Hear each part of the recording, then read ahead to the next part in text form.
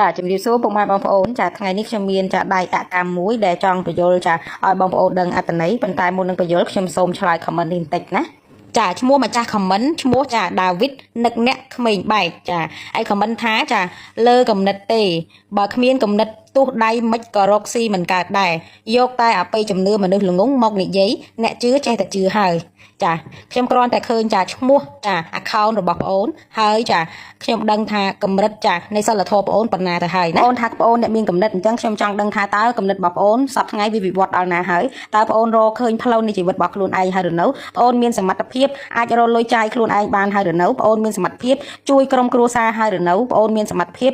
ធ្វើជាពលរដ្ឋល្អក្នុងសង្គមហើយឬនៅហើយប្អូនហ៊ាននិយាយថាបើគ្មានគំនិតដៃប្រភេទម៉េចក៏រកស៊ីមិនកើតដែរនឹងប្អូនបានសិក្សាដែរឬអត់ទេតើប្អូនបានយល់ដឹងឬអត់ថាប្រភេទដៃអ្នកដែលរកស៊ី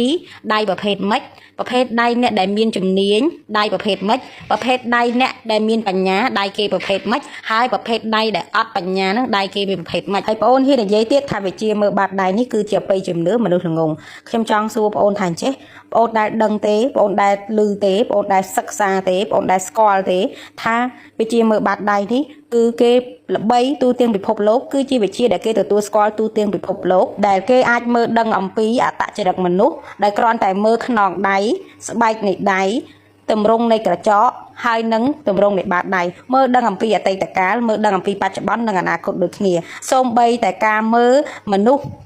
ឧក្រិដ្ឋជនឬក៏មនុស្សដែលមានប្រយោជន៍ឬក៏មនុស្សអត់ប្រយោជន៍ហ្នឹងចាគេមើលដឹងដូចគ្នាមើលតែប្រអប់ដៃក៏ដឹងដែរឆ្ងាញ់ពាក្យចុងក្រោយដែលថាអ្នកជឿចេះតែជឿហើយហ្នឹងអញ្ចឹងបានន័យថាអ្នកដែលជឿលើការទូទាំងពិភពលោកហ្នឹងចិត្តសិតតែអ្នកល្ងងចាឆ្លាតតែប្អូនមួយទេនៅលើโลกហ្នឹងអញ្ចឹងប្អូនដូចឆ្លាតជ្រុលពេកហើយចាអញ្ចឹងចាខ្ញុំអត់មានអីនិយាយបន្ថែមទៀតទេយើងចូលមកដល់បាតដៃរបស់យើងបន្ថែមសម្រាប់ដៃអកម្មឥឡូវយើងមើលចាខ្សែជីវិតមុនចាបន្ទាប់មកក៏ខ្សែគូក្បាលចាបន្ទាប់មកទៀតក៏ខ្សែបេះដូងណាចុងក្រោយគេខ្ញុំចង់ចាបងប្អូនពិនិត្យមើលចេះសម្រាប់ដៃដែលអត់មានខ្សែជំនួយបែបនេះដៃដែលអត់មានខ្សែជំនួយរលោងស្អាតបែបនេះចាគឺគេហៅថាដៃអកម្មហើយមានន័យថាមនុស្សហ្នឹងគឺមិនសូវមានការគិតខ្វល់ខ្វាយអីច្រើនប្រហែលទេហើយក៏មិនសូវមានខ្សែបុណ្យចាស់មកជំនួយគាត់ផងដែរប៉ុន្តែចាយើងពិនិត្យមើលថាទម្រង់ជោគជតាទាំង3របស់គាត់ល្អចាគឺថាចាខ្សែខួរក្បាលរបស់គាត់ហ្នឹងគឺកោងស្អាតមែនទែនអញ្ចឹងបញ្ជាក់ថាមនុស្សហ្នឹងគឺមានភាពឆ្លៀសវៃមានភាពវៃឆ្លាតអញ្ចឹងភាពឆ្លៀសវៃឆ្លាតការគិតវែងឆ្ងាយរបស់គាត់ហ្នឹងនឹងជួយឲ្យដំណើរជីវិតរបស់គាត់ល្អហើយអ្នកដែលមានចាប្រភេទដៃអកម្មបែបនេះបើយកប្រពន្ធអ្នកដែលដៃរបៀបថាគេមានបុណ្យច្រើនដៃគេសកម្មជាងគឺយឹតយងមនុស្សនេះឲ្យល្អណាចាឲ្យល្អហើយអត់នៅវ័យចាស់ក៏អត់ប្របាក់ដែរអញ្ចឹងសរុបជារួមទៅបាតដៃគាត់ខ្សែដែលល្អទី1ខ្សែខួរក្បាលកោងស្អាតចាមានន័យថាគាត់ឆ្លាតវៃមនុស្សដែលគិតវែងឆ្ងាយចាទី2ចាខ្សែកញ្ចៅដៃគាត់ណាចាកញ្ចៅដៃនៃម្រាមទាំង10របស់គាត់ក៏មានកញ្ចៅដែលល្អជួយជំនួយគាត់ដែរហើយចុងក្រោយគេគឺខ្សែវាសនាដែលខ្ញុំគូកណ្ដាលបាតដៃហ្នឹងចាក្រហមបន្តិចហ្នឹងចាគឺពីក្នុងចាអាយុ40ដល់50មានន័យថា10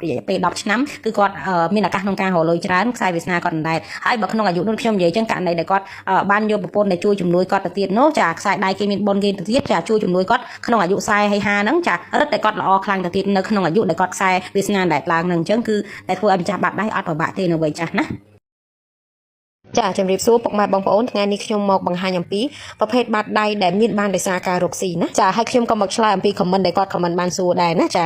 ាគាត់និយាយអញ្ចឹងមិនត្រូវទេព្រោះថ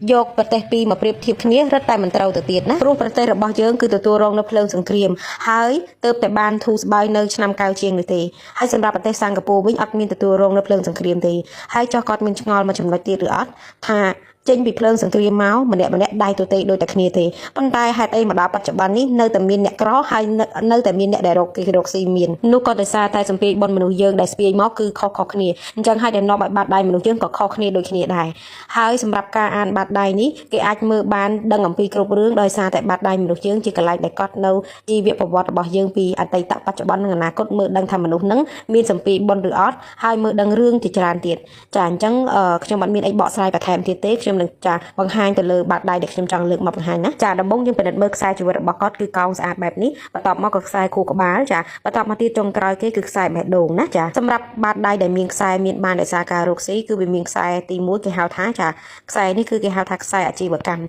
ខ្សែអាជីវកម្មនេះគឺវែងផុតទៅដល់ទួលពុតបែបនេះចាបន្ទាប់មកទៀតគឺមានខ្សែវាសនាដែលមានកម្លាំងល្អចាទៅដល់ទួលចានៃសៅចាដល់ដីគល់ម្រាមតែម្ដងណាចាបន្ទាប់មកចាក៏មានខ្សែវាសនានេះក៏មានជើងចាជើងខ្សែវាសនាទប់ជ្រែងចេញអំពីទួលច័ន្ទតែទៀតគេហៅថាខ្សែវាសនាដែលមានជើងទប់ជ្រែងណាខ្សែវាសនាបែបហ្នឹងគឺមានកម្លាំងខ្លាំងណាចាបន្ទាប់មកទៀតចាគឺមានចា ទួលព្រះអាទិត្យនេះចាគាត់មានខ្សែព្រះអាទិត្យមានជើងទុកជ្រេងទៅទៀតណាចាអញ្ចឹងខ្សែដែលខ្ញុំចង់បដោតចានេះខ្ញុំគូសឲ្យមើលបែបនេះឲ្យស្រួលមើលចាគឺខ្សែវាសនាដែលដល់ចាទួលសៅចាជាមួយនឹងខ្សែអាជីវកម្មដែលផុតដល់ទួលពុតដូចគ្នានៅកណ្ដាលនេះគឺបង្កើតបានចេញជាចាត្រីកោណណាចាត្រីកោណដែលមានចាខ្សែចំណាយចំណូលច្បាស់លាស់អានេះគេហៅថាត្រីកោណដែលពេញលក្ខណៈជាខ្សែថង់លុយចាឬក៏អាចហៅបានម្យ៉ាងទៀតថាថង់មាសថង់ប្រាក់មិនខុសគ្នាទេណាអញ្ចឹងសម្រាប់អ្នកដែលមានខ្សែបែបនេះចាគឺចេញរកស៊ីចុះគឺនឹងបានចាចំណេញច្រើនចាលុយដែលខ្សល់ពីការរកស៊ីនឹងទុកឲ្យគាត់ចាយវាពេលចាស់អត់ពិបាកហើយប្រភេទដៃបែបនេះទៅធ្វើការគឺមិនសូវជាល្អទេណាចាចេញរកស៊ីគឺនឹងល្អជាងណា